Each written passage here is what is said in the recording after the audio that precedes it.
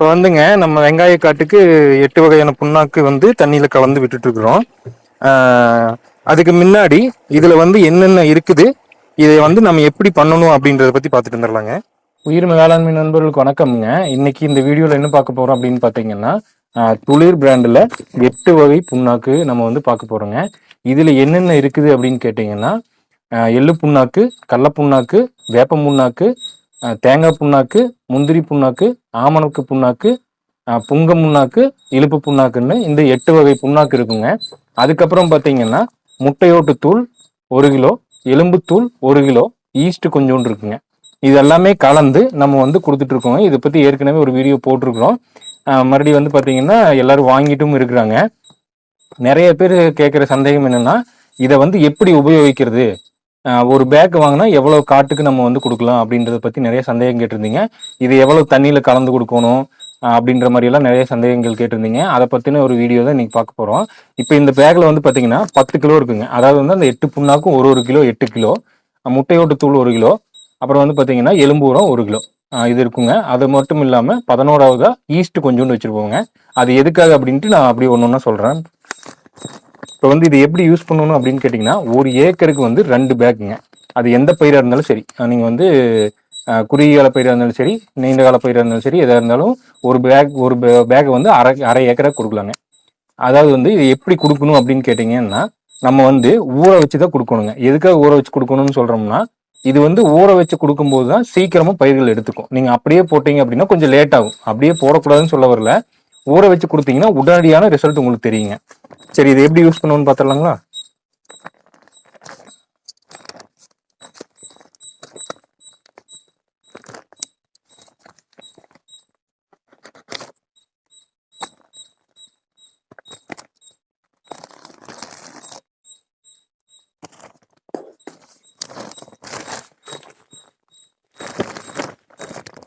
இதுக்குள்ள வந்துங்க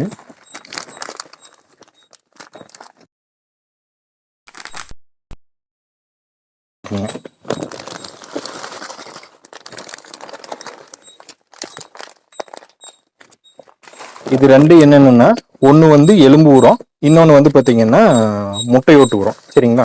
அதுக்கப்புறம் வந்து பார்த்தீங்கன்னா இது வந்து ஒரு பாக்கெட் இருக்குங்க. இது என்ன அப்படின்னு கேட்டிங்கன்னா ஈஸ்ட். இது எதுக்காகன்னு மறுபடியும் சொல்கிறேன். இப்போ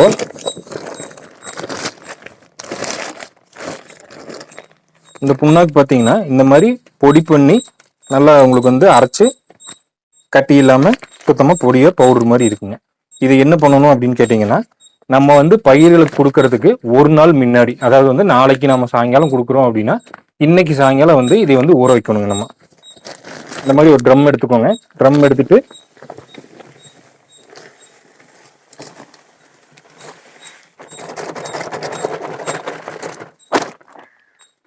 இந்த மாதிரி இதுக்குள்ள கொட்டிடுங்க.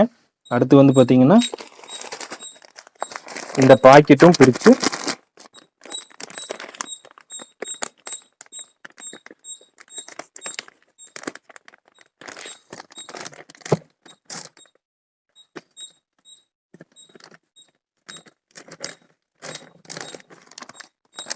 இது வந்து எலும்பு உரங்க.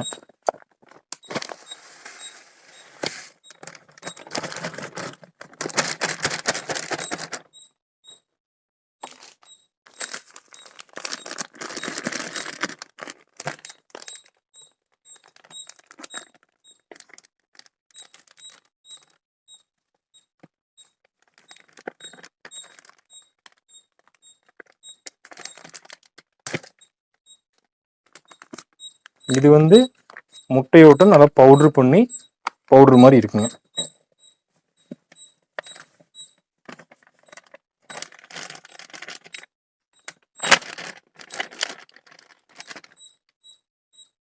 இது எல்லாத்தையுமே ஒரு பேரலில் கொட்டிடுங்க.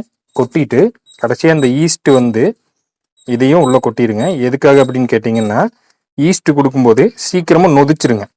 சீக்கிரமாக நொதிச்சுது அப்படின்னா இது இருக்கிறது ஃபுல்லாமே இந்த தண்ணியில எந்திரிச்சு ஆயிரும். இந்த புண்ணாக்குல இந்த 11 ஐட்டம் 10 ஐட்டத்துல என்னென்ன இருக்குதோ பார்த்தீங்கன்னா, இந்த இதை வந்து நம்ம தண்ணியில கலந்து பயிர்களுக்கு கொடுக்கும்போது பார்த்தீங்கன்னா உடனடியாக வந்து பயிர்கள் எடுத்துக்கும். இதுல இருக்கிற எல்லா சத்துக்களுமே வந்து பார்த்தீங்கன்னா பயிர்கள் வந்து சீக்கிரமா எடுத்துக்கோங்க. இதுல வந்து பார்த்தீங்கன்னா மணிச்சத்துக்காக நம்ம வந்து எலும்பு உரம் கொடுக்குறோங்க. மணிச்சத்து வந்து அதிக அளவில் இருக்கும். அடுத்தது வந்து பார்த்தீங்கன்னா முட்டையோட்டு தூள்ல வந்து புரோட்டீன் வந்து அதிகமாக இருக்குங்க. புரோட்டீன் அதிகமாக இருக்கிறதுனால சீக்கிரமா பயிர்கள் வந்து பார்த்தீங்கன்னா நல்லா ஊக்கமா வருங்க. காய்கறி பயிர்களுக்கு கொடுத்தீங்க அப்படின்னா காய்கறி வந்து நல்லா சைனிங்கா நல்லா சூப்பரா வந்து பார்த்தீங்கன்னா உங்களுக்கு நல்லா உருட்டா ஊக்கமா காய் வந்து நல்லா பெருசு பெருசா வர்றதுக்கு நல்லா இருக்குங்க. இது வந்து எந்தெந்த பயிர்களுக்கு கொடுக்கலாம் அப்படின்னா எல்லா பயிருக்கும் கொடுக்கலாங்க. இதுக்கு தான் கொடுக்கணும், இதுக்கு கொடுக்கக்கூடாது அப்படின்றதெல்லாம் கிடையாது. இதை வந்து எல்லா பயிர்களுக்கும் கொடுக்கலாம். பொதுவாக வாழைக்கெல்லாம் கொடுத்தீங்கன்னா ரிசல்ட் சூப்பரா இருக்குங்க. வாழைப்பயிருக்கு வந்துங்க ஒரு 45 நாள்ல வந்து நம்ம டிஏபி கரைச்சி ஊற்றுவோம். அதுக்கு பதிலாக வந்து நம்ம இது தாராளமாக கொடுக்கலாங்க. இது கூட வேம் 1 லிட்டர் சேர்த்திட்டோம் அப்படின்னா சீக்கிரமா வந்து பார்த்தீங்கன்னா அடித்தண்டு வந்து நல்லா பெருக்கும். வாழைக்கெல்லாம் வந்து பார்த்தீங்கன்னா மொத்தமாக 3 தாட்டி கொடுக்கலாம். பயிர் எடுக்கிற வரைக்கும் 3 தாட்டி கொடுக்கலாங்க. மற்ற காய்கறி பயிர்கள்லாம் வந்து பார்த்தீங்கன்னா அடிக்கடி கொடுக்கலாங்க. இப்போ வந்து பார்த்தீங்கன்னா இது ஊற வைக்கணும். ஒரு நாள் வந்து நம்ம வந்து இது ஊற வைக்கிறோம்.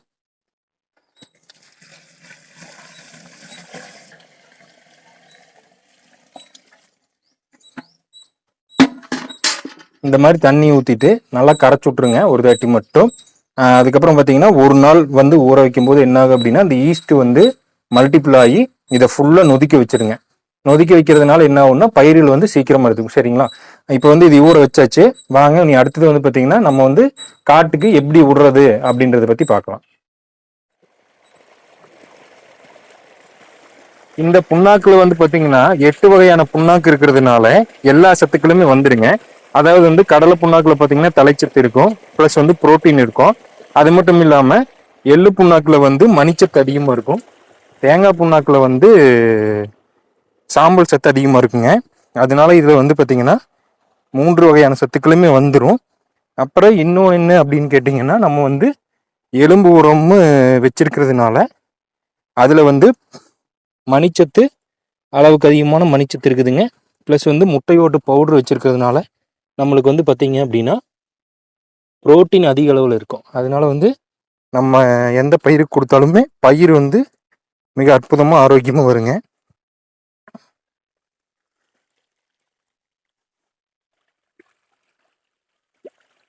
இப்போ இது ஏற்கனவே நம்ம வந்து விவசாயிகளுக்கு கொடுத்துட்டு இருக்கிறோம். அவங்க வந்து என்ன கேட்பாங்க அப்படின்னா எல்லாரும் சந்தேகம் கேட்கறது என்னன்னா எவ்வளவு தண்ணியில் வந்து நம்ம வந்து இது வந்து கலந்து கொடுக்கலாம் அப்படிங்கிறத மெயின் சந்தேகமாக இருக்கும் எல்லாத்துக்குமே.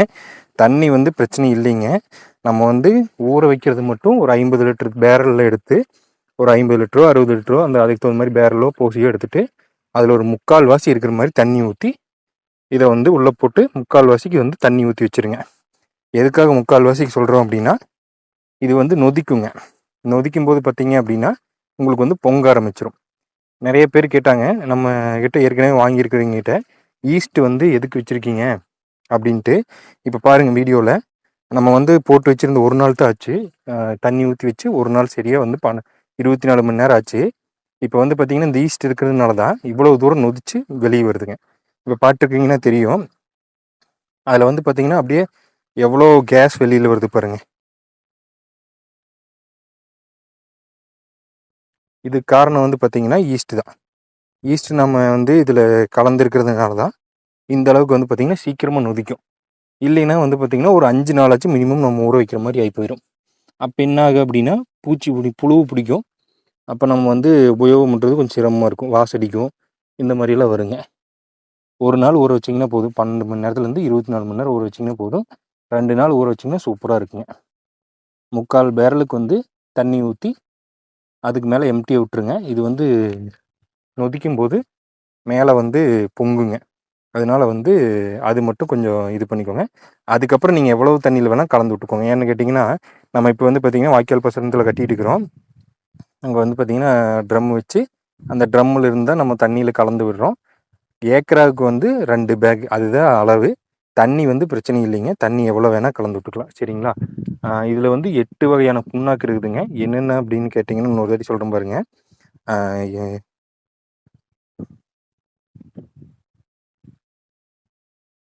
கடலை புண்ணாக்கு, எள்ளு புண்ணாக்கு, தேங்காய் புண்ணாக்கு, ஆமணக்கு புண்ணாக்கு, முந்திரி புண்ணாக்கு, அப்புறம் வந்துங்க வேப்ப புண்ணாக்கு, இலுப்பை புண்ணாக்கு, புங்க புண்ணாக்கு. இந்த 8 வகையான புண்ணாக்கு வந்துடுங்க. அதுக்கப்புறம் வந்து பார்த்தீங்க அப்படின்னா எலும்பு உரம் 1 கிலோ, முட்டை ஓட்டு தூள் 1 கிலோ. அப்புறம் ஈஸ்ட் வந்து கொஞ்சோண்டுங்க நொதிக்கிறதுக்காக. இது வந்து ஒரு பேக்கேஜாக கொடுக்குறேங்க. இது வந்து பார்த்தீங்க அப்படின்னா நம்ம தோட்டத்தில் வந்து 2012லேருந்து நம்ம இயற்கை விவசாயம் பண்ணுறோம். நம்ம என்ன பண்ணி அதில் எவ்வளோ நல்லா இருக்குதோ அதை மட்டும் வந்து பார்த்திங்கன்னா மற்றவங்களுக்கு கொடுக்குறோம். இப்போ நம்ம தோட்டத்தில் வந்து பார்த்திங்கன்னா இப்போ வெங்காய காட்டுக்கு விட்டுட்ருக்குறோம். நம்மளுக்கு வந்து 1/2 ஏக்கரா ஒரு பேக் வந்து ஊற வச்சு நம்ம வந்து விட்டுட்ருக்கோங்க. இதனோட விலை வந்து ரூ. 550. ப்ளஸ் வந்து நீங்கள் சொன்னீங்க அப்படின்னா நம்ம வந்து மேட்டூர் பார்சல் சர்வீஸில் போட்டு விட்டுருவோங்க. அது வந்து எக்ஸ்ட்ரா சார்ஜ் ஆகுங்க. உங்களுக்கு யாராவது தேவைப்பட்டுச்சு அப்படின்னா நம்மளை வந்து காண்டாக்ட் பண்ணுங்கள். இந்த புண்ணாக்கு கரைசல் கொடுக்கறதுனால வந்து பார்த்திங்கன்னா இப்போ வெயில் காலம் இல்லைங்களா? இப்போ வந்து பார்த்திங்கன்னா இப்போவே வெயில் வந்து பயங்கரமாக அடிக்குது. இப்போ வந்து நம்ம வந்து ரசாயன உரங்கள் கொடுக்கும்போது என்ன ஆகும் அப்படின்னா காட்டில் வந்து அமிலத்தன்மை அதிகமாகுங்க. அமிலத்தன்மை அதிகமாகும்போது நம்ம தண்ணி வந்து அளவுக்கு அதிகமாக கொடுக்கணுங்க. கொடுத்தோம்னா மட்டும்தான் அந்த வந்து அதனோட சூட்டை வந்து தண்ணி கொடுத்தா நம்ம வந்து கம்மி பண்ணணுங்க. ஏன்னா வந்து இப்போ வெயிலாகவும் இருக்குது. ப்ளஸ் வந்து பார்த்திங்க அப்படின்னா நம்ம உரம் கொடுக்கும்போது அதுவும் ஹீட் ஆகுது. அப்போ வந்து இன்னுமே உங்களுக்கு வந்து பயிர்களுக்கு வந்து ஒரு மனச்சோர்வு ஏற்படுங்க. அப்போ வந்து பார்த்திங்க அப்படின்னா அது வந்து வளர்கிறதுக்கு உண்டான தடையும் ஏற்படுதுங்க. சும்மா தலையும் நல்லா யூரியா கொடுக்கும்போது பார்த்திங்கன்னா முதல்ல நல்லாயிருக்கும். அதுக்கப்புறம் வந்து பார்த்திங்கன்னா மறுபடியும் வேறு ஏதாவது பிரச்சனை வருங்க. அதனால இன்னும் கொஞ்ச நாளைக்கு மட்டும் ஒரு மே மாதம் முடிகிற வரைக்கும், ஜூன் மாதம் முடிகிற வரைக்கும் மட்டும் கொஞ்சம் இது பண்ணி நீங்கள் வந்து ரசாயன உரங்களை கொஞ்சம் குறைச்சிட்டு இந்த மாதிரி புண்ணாக்கு ஐட்டம் உங்கள் ஏரியாவில் கிடைச்சதுன்னா தாராளமாக வாங்கி இதே மாதிரி நீங்கள் பண்ணுனீங்க அப்படின்னாவே உங்களுக்கு நல்லா இருக்குங்க. புண்ணாக்கு, பஞ்சகவ்யம், மீன் அமிலம், அப்புறம் வந்து பார்த்தீங்க அப்படின்னா ஹியூமிக்கு, கடல் பாசி உரம், அப்புறம் உயிர் உரங்கள் சூடோமோனாஸ், விரிடி, பேசிலோமைசிஸு, இதை பற்றி இன்னொரு வீடியோ போடுறேன் என்னென்ன பண்ணணுன்ட்டு. அதெல்லாம் கொடுக்கும்போது வந்து பார்த்திங்கன்னா அவங்களுக்கு வந்து இயற்கையாகவே நுண்ணுயிர்கள் அதிகமாகும். அப்போ வந்து பார்த்திங்கன்னா மண் நல்லா புலவலப்பாகும். அதனால் வந்து பார்த்திங்கன்னா தண்ணி உறிஞ்சி வைக்கிற தன்மை அதிகமாகும். உங்களுக்கு வந்து பயிர்கள் நல்லா ஆரோக்கியமாக வேறு நல்லா ஆழமாக போய் நல்லா வளருங்க. சரிங்களா? அதனால் முடிஞ்ச அளவுக்கு வெயில் காலத்தில் ரசாயன உரங்களை குறைச்சிருங்க. குறைச்சிட்டிங்கன்னா இன்னும் அற்புதமான விளைச்சல் எடுக்கலாங்க.